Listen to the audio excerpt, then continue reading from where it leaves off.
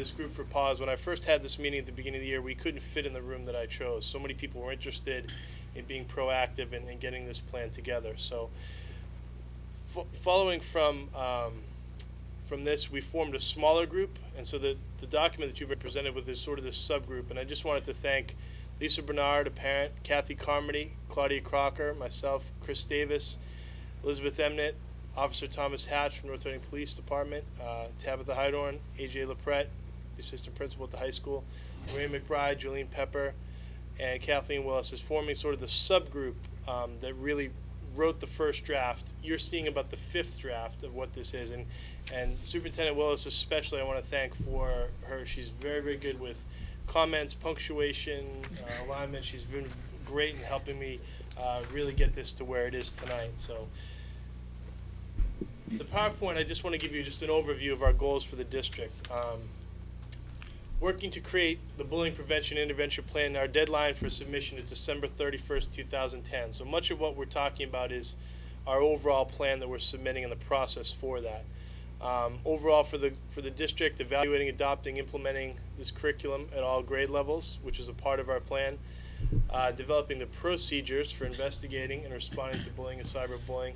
Really a tricky there is, just making sure we have a procedure in place that we will follow and that we're all comfortable following every single time, because that's what we need to make sure when we start an investigation, move to discipline, and any notification that we're following the same procedure and documenting that. Working closely with other public agencies, including law enforcement, to respond to incidents of bullying, and communicating with parents of students who are aggressors and targets to provide support. So these are all the components of our plan. The PAWS group, as I mentioned, it stands for Public Awareness and Understanding of Social Education. And it's really, I think its formation speaks to the idea in North Reading that this isn't just about bullying.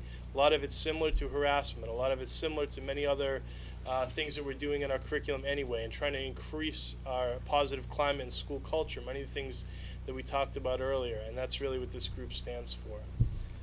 Some important dates. I just want to run through these quickly. We started this school year with our first PAWS meeting in September 21st. The subgroup met on the 6th at the suggestion of our principal to sort of get a real nice draft going.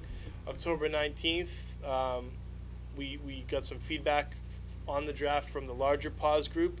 We met at Administrative Council, got feedback. The school committee saw the first reading on the 25th.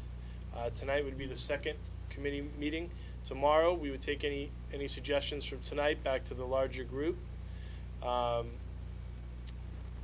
We also, I just wanted to mention too, Ms. Ericetti has been a member of our PAWS group, which has been great to get feedback all along the way from folks on school committee as well. The public comment period would begin on the 15th. This is required as a part of the legislation. And what we wanted to do was not only post it on the website, which is a place for folks in the community to read and respond, but also to have a public forum. This will serve as sort of a PAWS meeting, but also a public forum for people to actually come to the middle school and meet with members of the PAWS group to discuss the plan, to ask how we're approaching this, and any questions or comments that folks may have. That would be on November 30th. December 1st would be the end of the public comment period, and then we would submit by the 31st. And right at the beginning of the next calendar year, January 3rd, as Mr. Bernard mentioned, we have district-wide professional development with Dr. Englander coming in from the Massachusetts Aggression Reduction Center. The main points of employee responsibilities I pulled out here. We want to make sure all employees read and understand this plan, that they read and understand the definitions of bullying, cyberbullying, and hostile environment, and that they immediately report any conduct that may be bullying or retaliation. So those are our keys. And I broke it down a little bit more to staff. Some keys here: that this law extends to the bus stops and on school buses, in the cafeteria lines, through the use of technology or an electronic device not owned, leased, or used by school, if the acts create a hostile environment at school.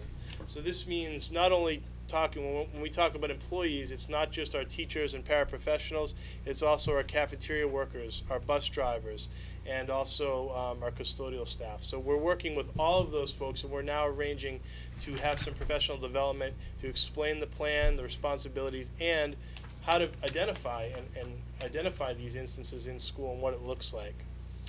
For teachers, Obviously, it's about engaging in professional development, which they've already been so wonderful at doing, and just continuing with that. Recognizing signs of bullying and retaliation. Implementing this anti-bullying curriculum, which we have different at each grade level. We're working in groups with the PAWS group to determine the best curriculum for those grade levels. To realize the importance of their voice as teachers in this process. And this touches on what we talked about in the last presentation there, to share positive as well as negative news with parents and students. And the reason I have that in there is just that idea that constant communication, it's time consuming and challenging, but to always, reach out and share positive and negative news, that creates a climate where people are more comfortable coming forward and reporting because they know that relationship has been established. For the administration, to always address this topic at faculty meetings with students and with parents, to follow the procedures for the investigation, discipline, and notification, and to revisit the plan, including the procedures frequently. So that brings us to the presentation itself. Everyone, I believe, has the document. I just wanted to speak quickly to it and then any questions that we may have about it. We were given guidelines from the state of Massachusetts as a template, but it really was wide open to interpretation. A lot of this work had to be adjusted. It wasn't something you could just fill in the blanks. It really took a lot of input. So that group that met on October 6th, each group of 2 or 3 teachers and staff members and community members and Officer Hatch also took a section and divided this up. And each fleshed out one of these sections. When the superintendent and I sat down, we rearranged the order from the template a little bit. We really started off with leadership, just to explain the entire process. We then started with the definitions, thinking that people right up front are looking to make sure that they understand these terms that we use throughout the rest. We then wanted to talk about the proactive piece. So we talked about the prohibition against bullying and retaliation, which is sort of the policy for the district. But then the training and professional development, it all starts there. Collaboration with families, and the academic and non-academic activities, which is really our teaching. Again, being proactive so that we can educate our students first and foremost and create that climate so that this doesn't happen.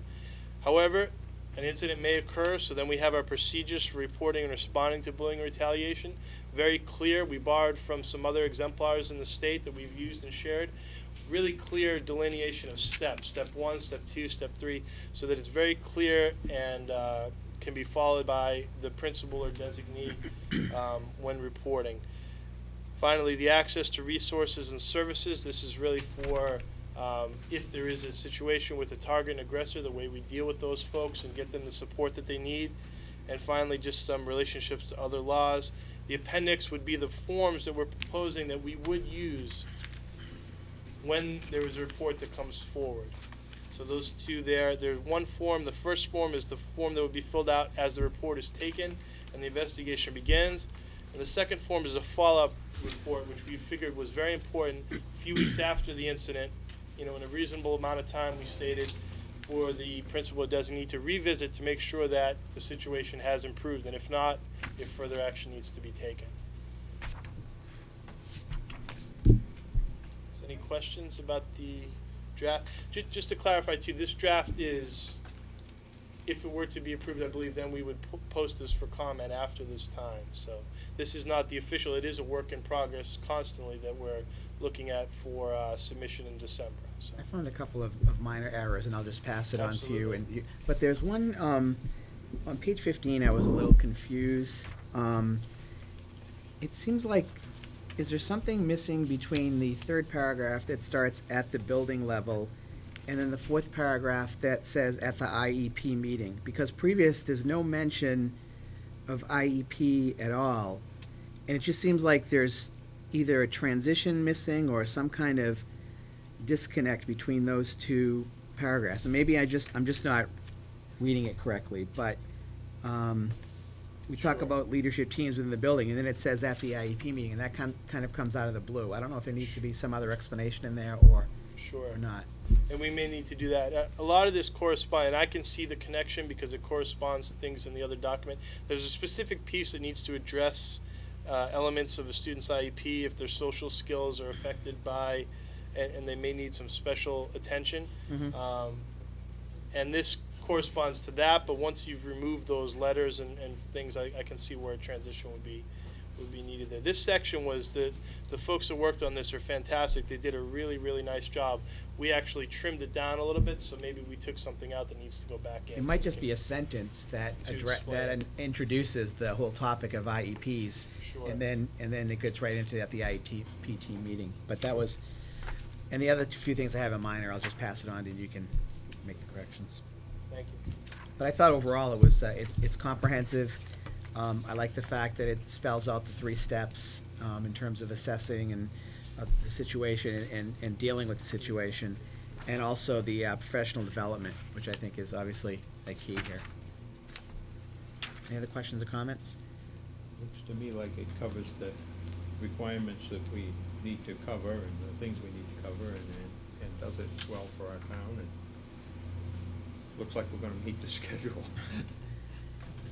I'd also just like to point out that when Patrick and I did take a look at pulling this document together and reordering, we looked very carefully at the draft policy that the school committee is currently in the process of reading and approving, so that it mirrored some of the more specific criteria that had been laid out in the policy, as opposed to the generalities that have been laid out by the state. So our plan is actually more restrictive in some places than what the state is saying we need to do. But we wanted to make sure that the policy was reflected.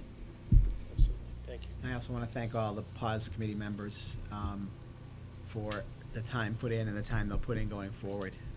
It's obviously incredibly important to the district to have this plan in place, so appreciate all their help. What a good job. Anything else? Great. All right, Thanks, Patrick. folks.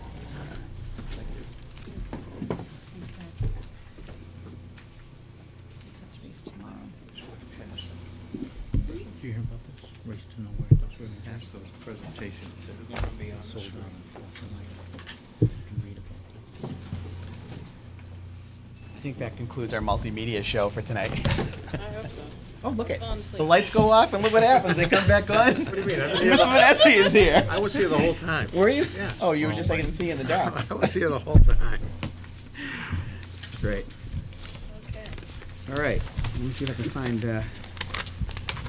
where we are. Agenda. Yeah.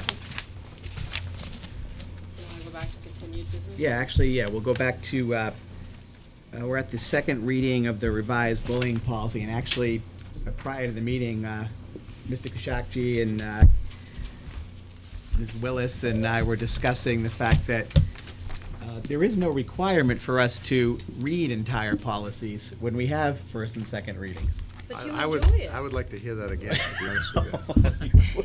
I really would. Especially when they're 4 pages long and when they're amended policies, which the bullying policy is. I think at future meetings, if we have brand-new policies, we would do a full reading in the first time through. But what the reading is really for is for the members to read it when they have it presented to them in their packets. Well, for the record, I'm a little disappointed, but That I won't be reading. So I won't be reading the full policy tonight. This is the second reading of the new or amended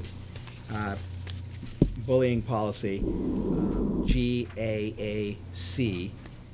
And however, Ms. Willis will provide us with the changes that have been made between the first and second reading. And then I will ask any members for comments or questions, and then from there, we will have a motion to approve the policy.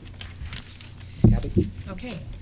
First paragraph, the second sentence, we decided to omit the clause, "The committee believes that," and we began that second sentence with "a safe and civil environment." Right. So it reads, "A safe and civil environment in school is necessary for students to learn and achieve high academic standards." Right. That's the only change in that paragraph.